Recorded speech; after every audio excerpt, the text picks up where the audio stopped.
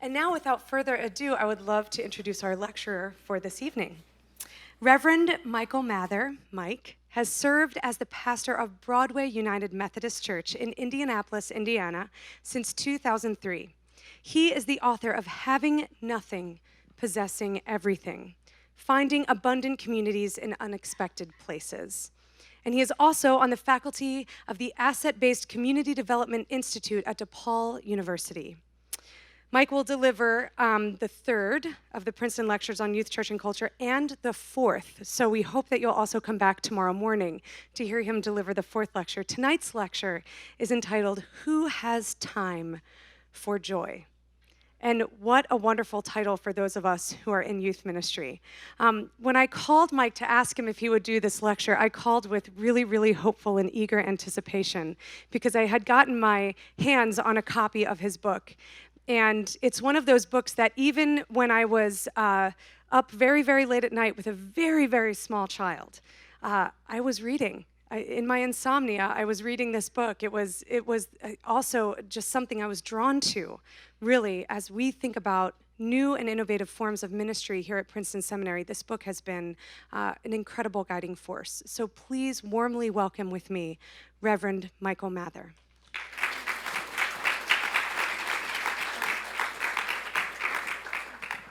May I say thank you, Abigail, and may I just say that I think my book is a really good cure for insomnia. So if you are looking for that, I am honored to be here, and I'm really grateful. And thank you, Abigail, for inviting me and for helping make this possible. I also want to thank Patty Scott, who's here, who's been housing me for the last couple of days as I've been around. She lives just a little bit from here, and she's a good friend, and appreciate her doing that. And a surprise guest to me tonight is Alberto Hidalgo, who is the chair of our governing council at Broadway United Methodist Church in Indianapolis, and happened to be in town. Not that it's intimidating to speak, when the chair of your governing council is there. But I guess it happens regularly on Sundays, but thank you for being here. So, would you pray with me, please? Gracious and loving God, we thank you for the ways in which you pour yourself out upon us. Open us to you and to one another in this moment in time. Upon the name of Jesus we pray. Amen. So I have lived and worked in low-income, low-wealth neighborhoods for all my life. And all my adult life, that's where I've lived and worked. If there's one lesson I have learned, it is this, that the biggest need there is to be needed. So thank you for the invitation to be here. I'm glad to be here with young people and those who sit with young people. I see the hands that hold one another up, young hands and old hands. I see the hands that raise one another up, calloused hands and soft hands. And thank you. One of the pastors I was blessed to work with for many years is a woman named Rachel Matheny. And Rachel went and met with a group of young people who are blind. And she said to them, "How does the seeing world treat you?" And they said, "Well, that's the wrong language." And she said, "I don't know what you mean." And they said to her, "It's not the seeing world, it's the sighted world." And she said, "Well, I don't understand what you mean." And they said, "Just because you have sight doesn't mean you can see." I had sight, but I was blind. I came to Broadway for the first time because I've been there this time since 2003, but I was also at Broadway from 1986 through 1991. I was a year out of seminary and committed to helping the poor, standing with those who were mistreated by the world. The poor needed me. I knew it. I was there to help them, to lift them up, to save them. I was convinced that I was doing Jesus' work. Broadway Church, to tell you a little bit about it, is a white, historic mainline church. White flight and racism drove people into the suburbs. Once black folks, once black faces started showing up in houses around them. It was like the bathtub plug was pulled and the white people drained out and went to the suburbs. A few remained, committed to two things: returning the church to its former glory and serving the least of these, people would say. Serving, the poor, the uneducated, the under-resourced, the juvenile delinquents, the mass incarcerated. I was excited to be a part of it. And this is a big building, I got to tell you. We have 9 kitchens in this building. We have 27 bathrooms. It is a cathedral in lots of ways. So, we had lunch at the church every day during the summer for young people. Children and youth would line up outside of the church doors and wait to be let in. The crowd outside the door was always kind of vibrating with life. The people seemed to be moving all together at once, every shade of blackness, cocoa, chocolate, ebony, throbbing together in the full flower of their possibility. And it was my first week at the church, and I was standing in my office looking out the window at that crowd of bodies, and I saw outside my window from my desk a flash of steel. A young woman with a knife in her hand was in the middle of it all. She raised the knife. I was slow to understand. She was going to stab somebody, and I didn't have time to get out of the door. But before she brought the knife down, another young woman, part of the crowd, a teenager with a broom in her hands, jumped in front of her. And she started sweeping. And the young woman with the knife moved backwards, and the broom swept the knife and the young woman down the street and around the corner. And I said to somebody, "Would you go get that young woman, the one with the broom?" And she came in, and I later learned her name was Shauna Murphy, and she sat down and said, "I'm going to be the next Martin Luther King Jr." Hell, I believed her. I hadn't been able to stop it, but someone had, and the answer was in the crowd. I didn't take the lesson right away. I'm a little slow. I would come to see, but it would take a long time. These people didn't need my help. They needed to be seen, and it was a while before I knew it. You see, what I knew, or what I thought I knew, was that I was the hands and feet of Jesus. Over 5.5 years, I worked in that community as the neighborhood pastor, the pastor in the streets. I lived just 3 blocks over. I ran the programs to serve our neighbors. I ran the programs to help the needy, feed the hungry, educate the uneducated. I ran a tutoring program, the summer program, the Christmas program, the food pantry, the Thanksgiving baskets. I did it all. I got a lot of attention, and I got a lot of praise. And when I got there, the summer program was basketball for the boys and cheerleading for the girls. Very painfully, we changed it. Took a long time, couple of years. Actually, I don't have time for that story, but can I say it just really slowly again? Very painfully, we changed it. We built each week around a spiritual principle. We used the principles of Kwanzaa. We started every day with devotions. We ended every day with devotions. We had 250 young people every day, 9 to 5. I broke my arm, patting myself on the back. I felt so great about it.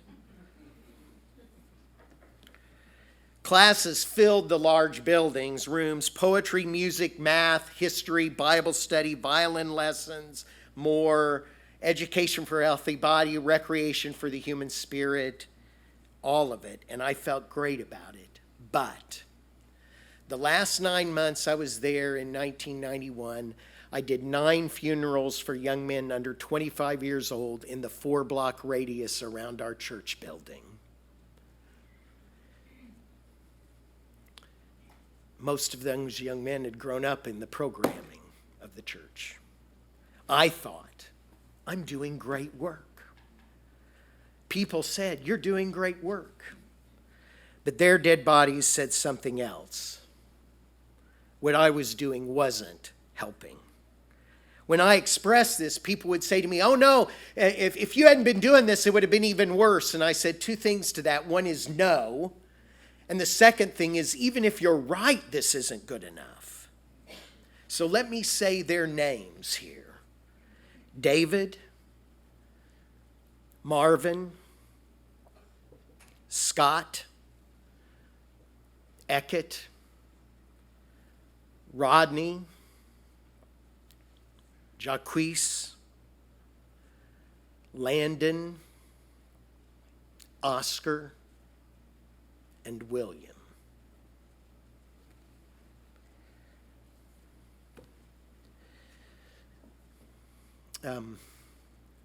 When I think about this, and when I think about the theme of this being about movement and body, I thought about poetry, because I think poets kind of capture what we can't in prose. The poet Danez Smith.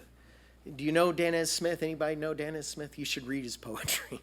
It's amazing. He wrote in a poem called Short Film, in a section titled, "Who Has Time for Joy?" these lines. How do you expect me to dance when every day someone who looks like everyone I love is in a gunfight, armed only with skin? Their dead bodies stole my breath from me.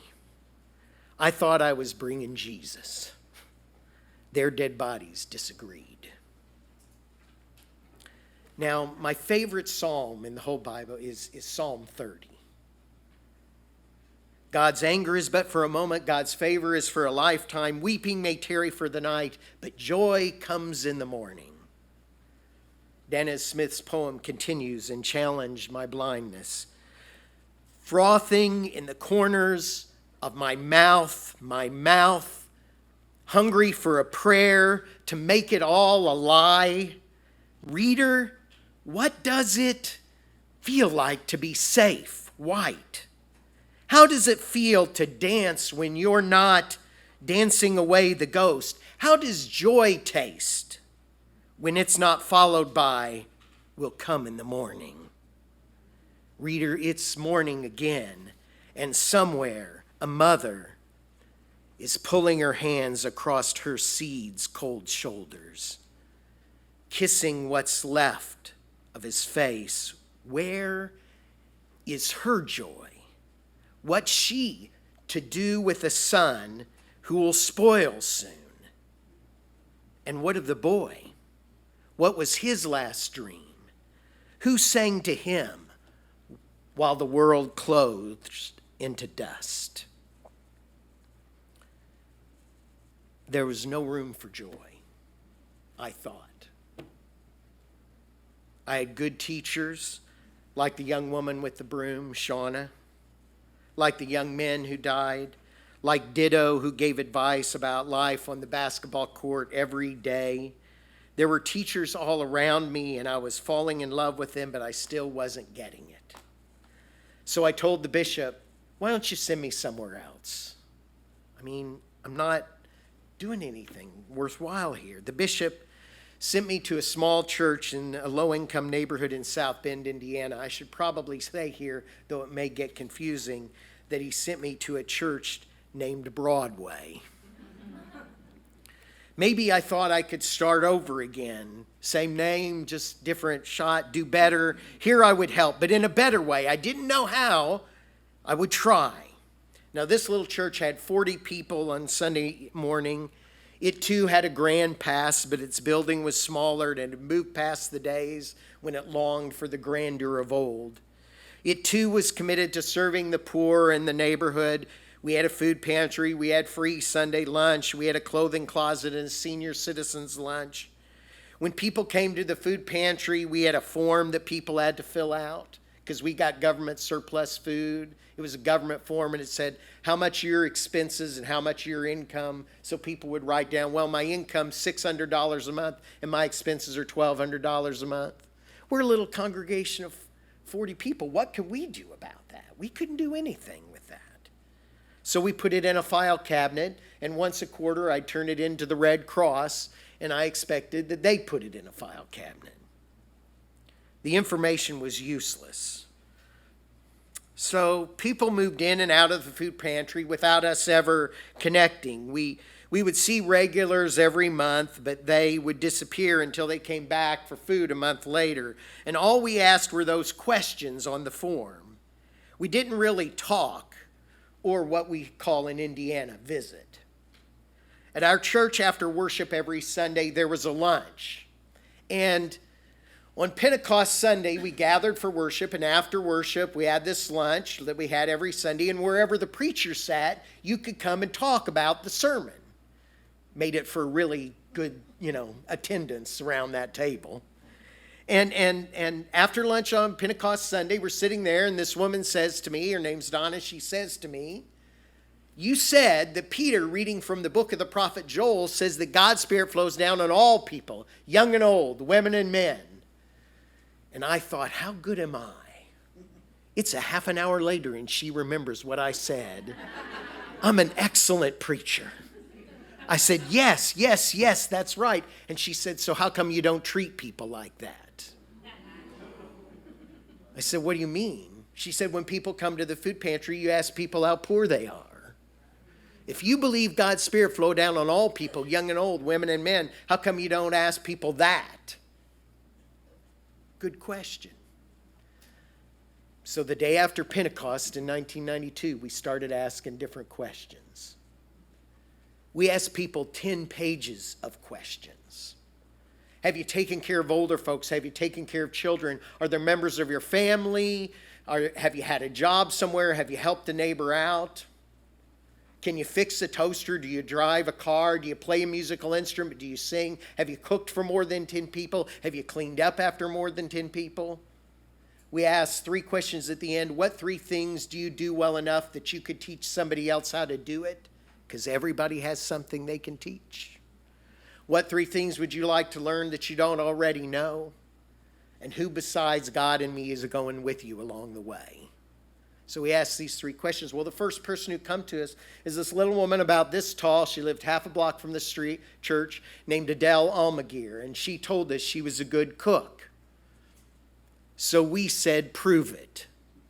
She said, "What do you mean?" "We'll cook for the custodian, secretary, and pastor lunch on Friday." So she cooked for us, and it was great. And we paid her for it. So the leadership of the neighborhood organization was meeting, and we said, "Don't meet somewhere else, meet here at the church and let Adele cook for you." So they ate there, and over the next 9 months, she cooked for 3 different events in the community.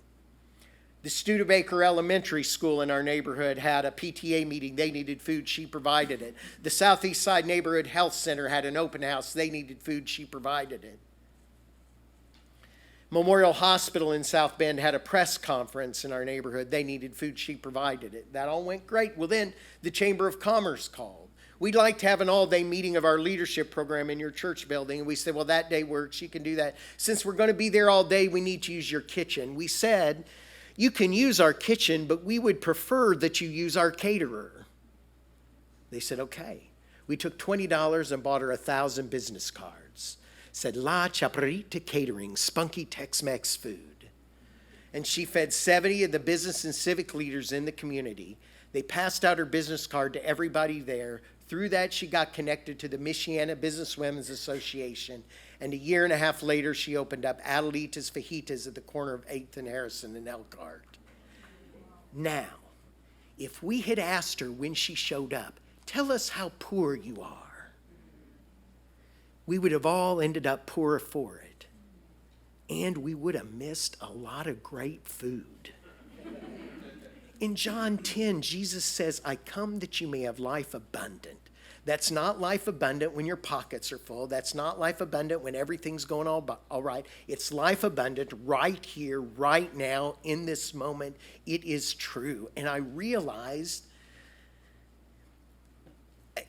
if she had come the day before Pentecost, I never would have found this out, but it would have been true.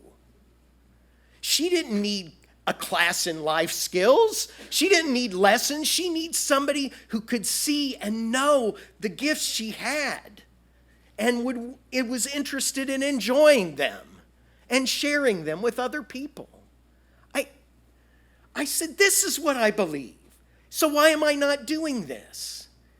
And then I realized, because I got a theological education. This is what I believe, but all my practices are about doing something out. All our practices are about scarcity. All our practices, all the ways we have to look at people is about what's missing, not what's there. All the practices I've been taught, I was taught this is what you do in the city. You come and you ask people, what are your needs? You do a needs survey. In the time I was in South Bend, the 11 and a half years I was there, over 50 times I was asked to fill out a needs survey by organizations, institutions in the neighborhood, including the United Religious Communities, including other churches. You know whatever, nobody ever came and asked us what gifts people had. Why do we do this? Because all our practices were oriented around this.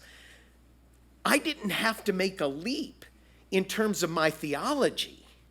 I had to make a leap in terms of my practice. Recovery movements, right? We say in recovery movements, you don't think your way into new ways of acting, you act your way into new ways of thinking. That's true in everything, in every way. So I began experimenting with practices, trying to figure out what practices built on abundance rather than scarcity looked like. What if we started asking everyone those questions? What would it look like to really believe that everyone is gifted? So we ended up developing what we called the 5 rules to keep from being the agent of the devil in the middle of the church. So can I give you those 5 rules? So the first rule is never do something for someone that they can do for themselves. We call this the iron rule. Now, I've talked about this lots of places. I've talked about it in places around the world. I've talked about it in churches and in United Ways and in other organizations around this country. But it was the unique experience I had speaking in Albany, New York, to a group of people called the Mental Health Empowerment Project that taught me most about this. I told them this rule.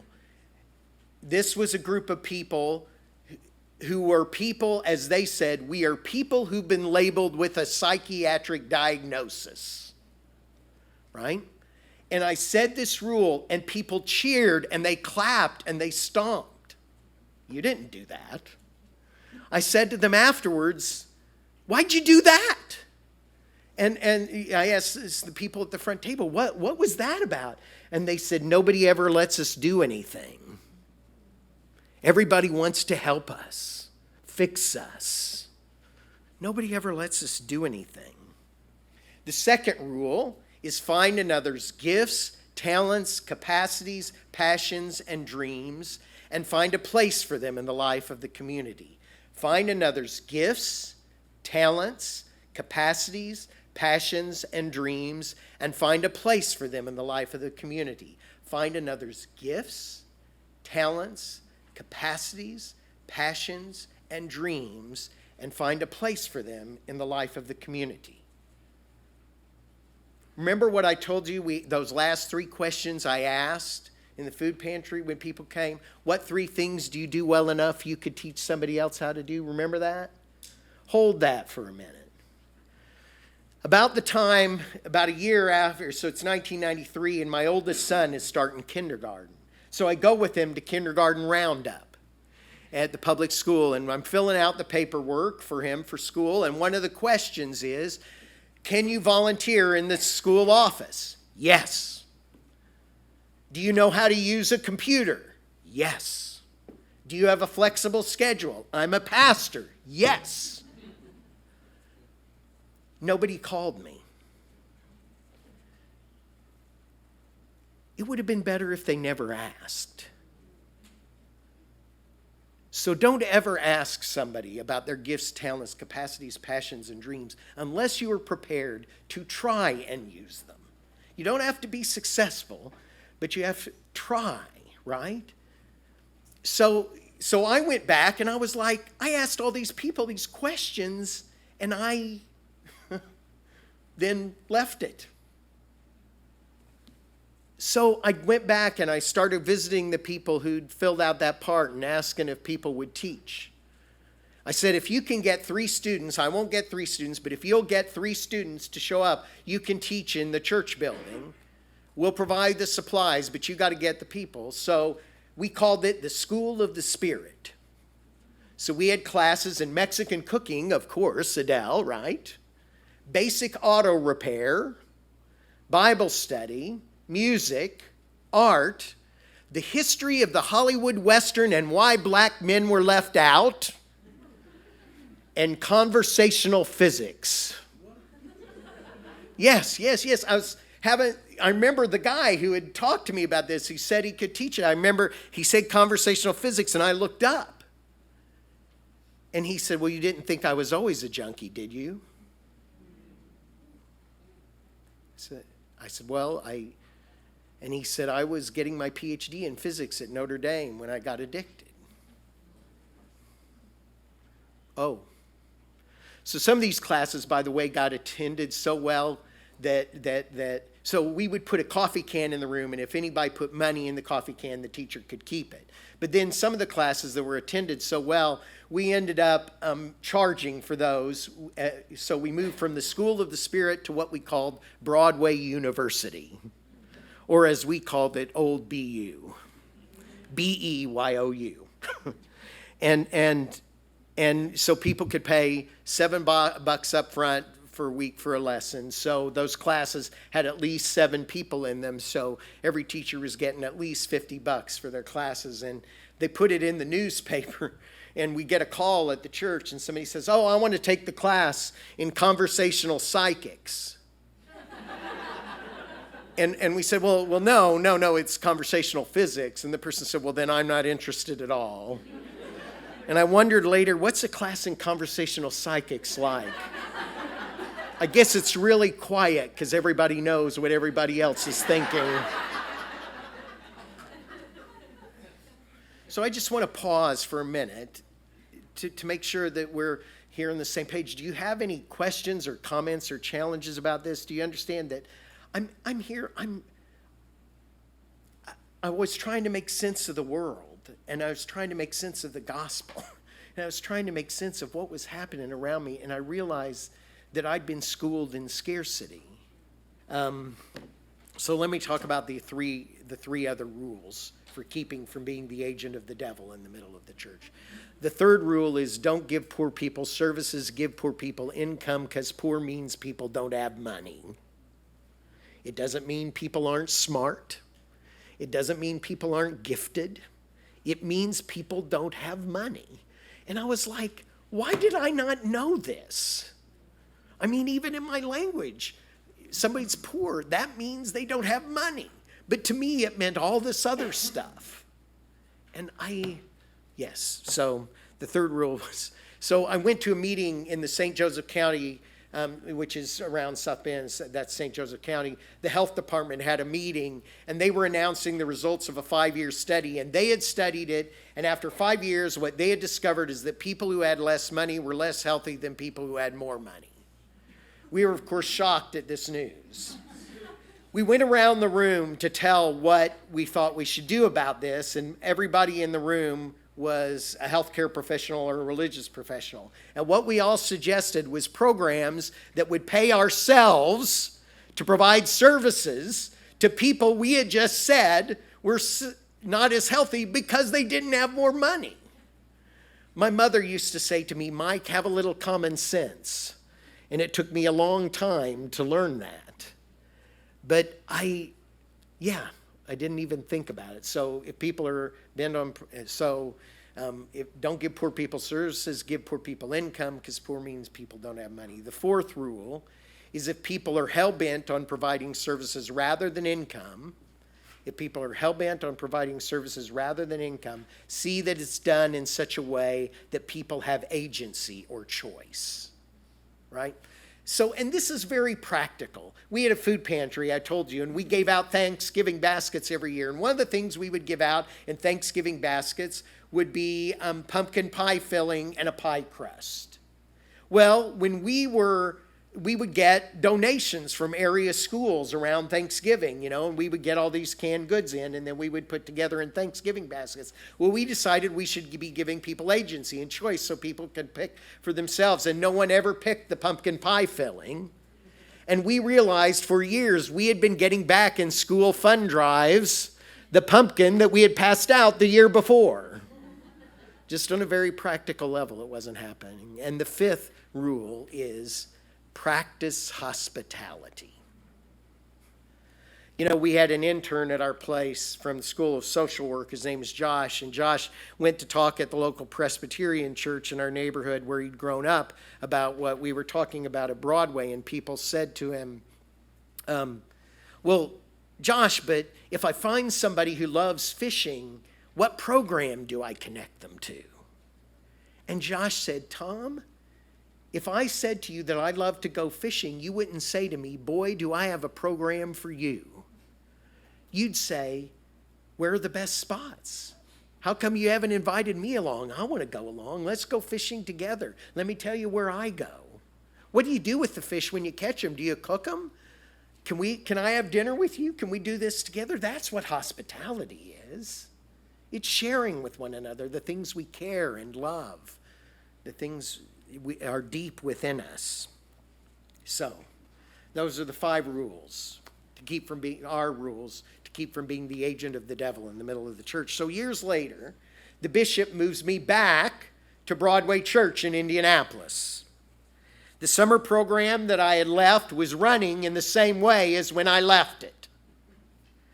So over the next few years, we changed it, but it was hard. I actually heard once someone call this discernment by nausea. You know what this is when you know something has to change and it's not going to be fun? We decided we would no longer catalog the ills of our neighbors and try to fix them. They knew what was wrong. I thought I knew what was wrong. Everybody would want to do a needs survey. Nobody ever asked us what our gifts were. So just a couple of years, in fact, just last year or 2 years ago, a church agency in our town invited churches to apply for a grant to do community ministry. They asked the churches to do a survey inside their congregation of the needs and the gifts of the people in the congregation. And they asked people to do a survey in the neighborhood of the needs. Yes. So when you were asking about churches getting this. In Matthew 11, John the Baptist is in jail. You remember this, right?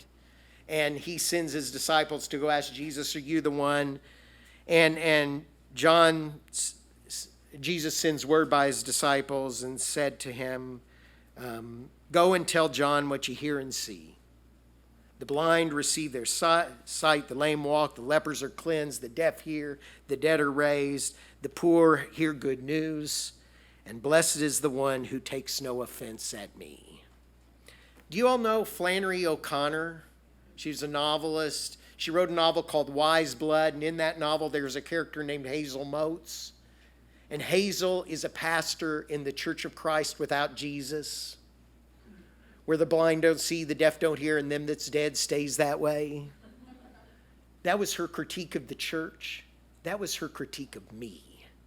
I believed I was the one who brought these things. I ran programs to bring these things, rather than believing that this was already true in the lives of people around me. I guess you'd say I have a realized eschatology. I believe these things are true. It's just we pretend like they aren't. We live like they aren't. So I thought I was the one. I thought I had the answers. I thought I was the Savior. So I moved back to Indianapolis in 2003, and Shauna, the young woman with the broom, right? She was now in her late 30s, and she was, at this point, the head of the 21st Century Scholars Program for the state of Indiana. The 21st Century Scholars Program is funded by federal money. It's in every state in the union. And it's for low-income kids when they're in school. You sign up when you're in middle school, and if you meet a series of benchmarks when you graduate, it'll pay for tuition at a public college in your state. So Shauna was in charge of that. So the first thing she did was she gathered her staff together, and she said this: we employ people in every county in this state to run our program. Whenever a position comes open, I want you to hire the parent of a child in our program. Now, this is brilliant, right? Because there are two things that are true in this moment. One is that people who are low income could use a job. And the second is, who cares more about what's going on? She ran that program for 10 years this way. She used a very conservative Republican administration in our state to redistribute the wealth. She put money in the hands of the people who were low income. And when she did that, it put the parents in charge of the whole thing. So the staff used to run something, continuing ed, for the people in the program. No, now it was the parents who did that, and the parents who did that. So the University of Wisconsin and the University of Illinois are both doing a study about the effects of this in Indiana, and what the effects of this were on the families and the people involved with this. By the way, her staff said to her, and remember, these are really good public servants, and I'm not making fun of them, I'm not, said, because it's what I would have said years ago. They said to her, why are parents important? You know, I had run programs for years for kids, and did I go and talk with all the parents? No, I didn't do that. I didn't treat people respectfully. I mean, I did treat people cordially and genially, but did I really respect it? I once had somebody in the tutoring program say to me, my child's parents don't care about her. I said, is that right? She said, yes. I said, what are her parents' names? And she couldn't tell me. Right? Do we want people talking about ourselves? Anybody, right? Without even knowing our names. Shauna will tell you that what she did in this way because she is a disciple of Jesus Christ and because she is a member of Broadway. Now, I just want to pause for a minute and say this. Every year in our state, because this happens in every United Methodist conference, there's a United Methodist gathering, a conference, right? And at that conference, we celebrate the ministry of the laity. And we celebrate food pantries, soup kitchens, Bible studies, vacation Bible schools, mission trips, things like that. You know what nobody's ever celebrated there? Shauna. What Shauna did. What Shauna did changed things more than any of those programs ever did. And she isn't celebrated for that because we have narrowed what we understand as ministry and discipleship to what happens in and through the agency of the church rather than in and through the agency of our lives. So, I'm sorry if hopefully there isn't a bishop here. Jesus tells John these things are already true. I don't know about John, but I didn't believe it. I thought I did, but I acted like I didn't. I thought I was the one who caused blind eyes to see, the deaf to hear, the dead to be raised. I wasn't looking to see if these things were already true. So I thought to myself, what would it look like to show that I wasn't the Savior and that Jesus was already doing this healing work? So this is what we did. We stopped doing the summer program. And we hired young people in our neighborhood. And we paid them to meet their neighbors. And they do 3 things. And this is where I'm going to talk more about Diamond. So you asked. So Diamond had moved down to Indianapolis in the fall of 2003. He and his wife and their 2 children. And he'd moved in and he would walk down to see me every day, live 4 blocks from the church. And he would tell me, Mike, I just met this guy at the corner of 32nd and Park, and he plays chess on his front porch every day, and he's teaching the kids about life while he's doing it, and he's great. Or I just walked by the Buddha Boys, a local gang at the corner of 31st and Broadway, and one of them's a poet, and one of them's a musician, and one of them's a mechanic, and one of them loves science, and he would tell me about this. So at one point, I finally said to Diamond, how'd you like to get paid for what you already do? Would you be the roving listener? Would you pay attention to the gifts, talents, dreams, and passions of our neighbors and help us pay attention to that ourselves? So they did. So what Diamond suggested at this point when we were doing the summer is that we should hire young people from the neighborhood and they should do the same thing. So we hired them. We call them the Roving Youth Corps. And they did 3 things. They named the gifts, talents, dreams, and passions in their neighbors. They lay hands on them and bless them. And they connect them with other people who care about the same thing. Name, bless, and connect. Name, bless, and connect. And they did that in order to build community, economy, and mutual delight. Because people don't live on bread alone, right? Death had surrounded us in our community, too much death. And yet, in the midst of death, don't we say in the church that there's life? How come I was never pointing it out? How come I was never looking for it? So, Danez Smith goes on in his poem, and I want to say a word about this. He says a little bit more. I have no more room for grief, for it is everywhere now. Listen, listen to my laugh, and if you'll pay attention, you'll hear his wake. So, I want to show you a party that went on in our neighborhood. This is called the Cultivating Joy Cipher. This was young men in our community who decided they wanted to celebrate joy. Cultivate joy. Yes, I said build community, economy, and mutual delight. Those young people would say to me, don't build it, cultivate it. Right? So they held this event. If you can see behind them on the house, behind them, there's a house behind them, there's a picture. So that house was an abandoned house. What they had done is they had gone around and taken photographs of their neighbors. They had taken photographs of a kid on his father's shoulders. They had taken photographs of a potter in his front yard doing pottery. And they put it up, blew it up, and put it on the side of abandoned buildings in our neighborhood. Then they got cited by code enforcement for beautifying the neighborhood, for taking empty spots. But that was what I had done. That was what we had done. And these young people did this. These are young men from our neighborhood who gathered together to love each other. They called their event, as I said, Cultivating Joy Cipher. They didn't do that to avoid the grief they felt. They did it in response to the grief they felt. The grief in their bodies. They came together. They shared the salsa they made. They recited the poetry they had written. They ate together, laughed together, told stories together, played music together. They threw pots on wheels in their front yard. They played games, a new game created by younger people in the neighborhood based on Black Wall Street. They said, we want to play this instead of Monopoly. One neighbor received some money to throw parties in the neighborhood, and that neighbor was Diamond Hargis.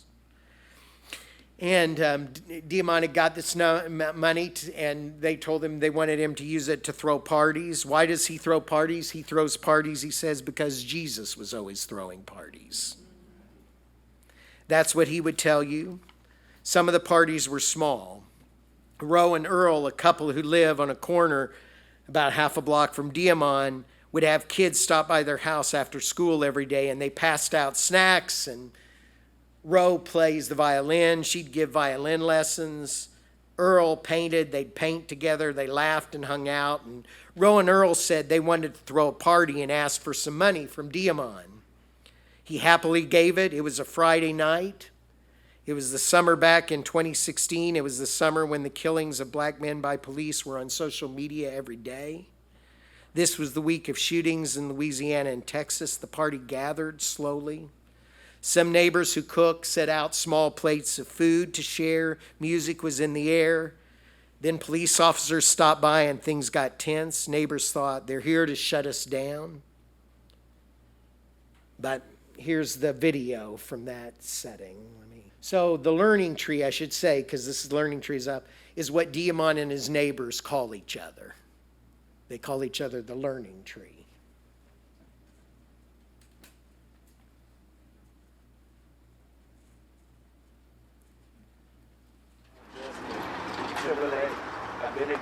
Let me demonstrate when I'm on stage. Hyperventilate. If she don't, but your girl gon' participate. What we on? Squeeze and lemons and a lemonade.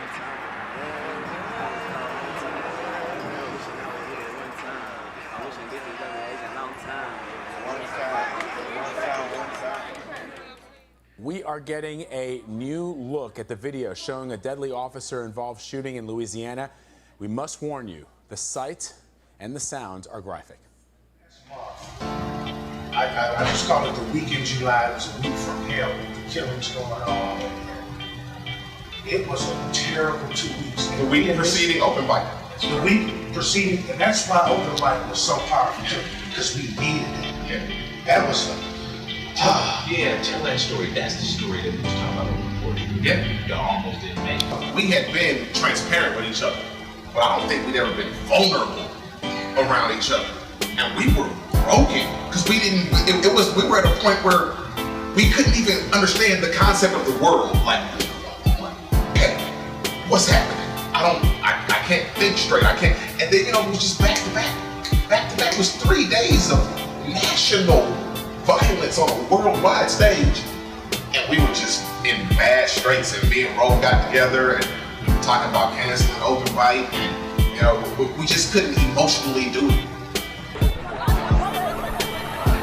Panic and chaos in the streets of downtown Dallas tonight as gunshots ring out. In the crosshairs, police officers. What started as a peaceful protest in response to the recent deaths of black men at the hands of police in Louisiana and Minnesota, interrupted by a hail of gunfire.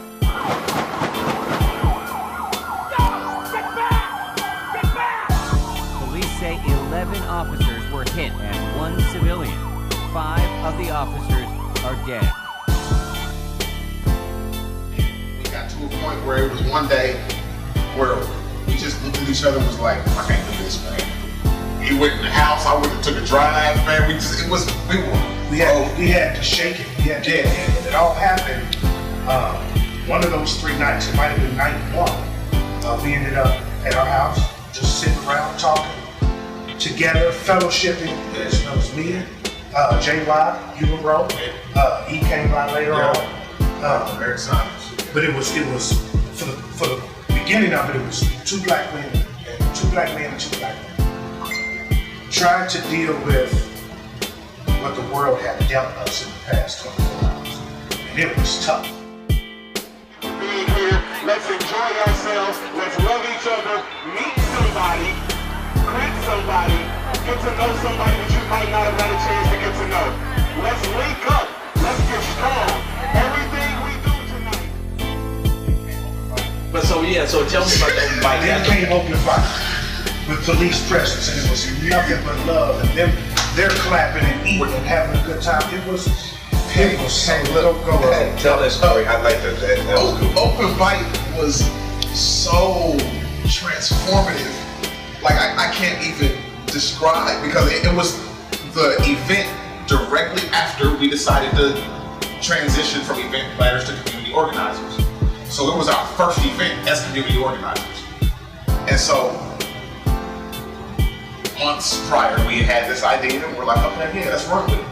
And so we put out a couple words and asked for a couple favors, and we're like, oh, some people are actually interested in this.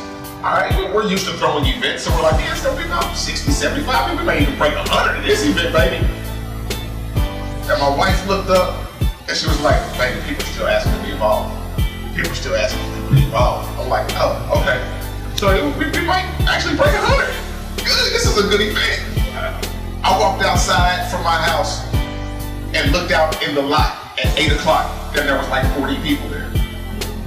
We're like, oh. So I go in the house, baby, no, people are here. We don't have time to finish cooking. We were supposed to cook in it too. We don't have time to finish cooking. So we ran outside, started getting stuff together. People needed ice, people needed electricity, people needed fuel, people needed water. We're just running back and forth. And by the time we had got some semblance of sanity, took a breath and we looked at each other and looked out again, it was like 90 people here. In like an hour and a half, it grew from 40 to 90, and we're like, oh my goodness, what is happening?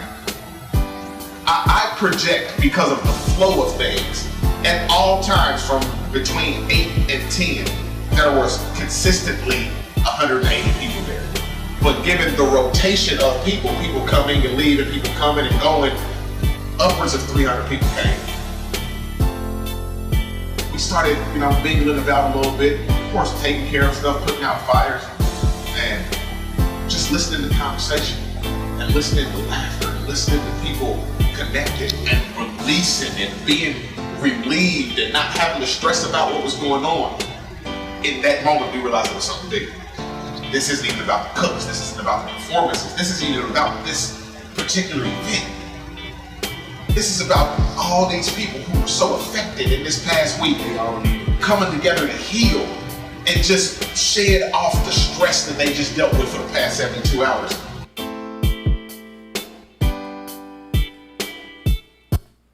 That was open bite night in 2016. This wasn't a church event, but it was an event that happened because people in the church were living their lives and because we recognized and then celebrated and invested in the gifts around us. If the church had tried to do something ourselves, it wouldn't have been nearly as powerful, as healing, or as joyful. The two most essential elements to what we do as church, as followers of Jesus Christ, is grieve and celebrate. We can't do anything unless we do both of those. The last line of the Danez Smith poem that I've been quoting is this: "Bring the fire," he says. Yes, bring the fire. Amen.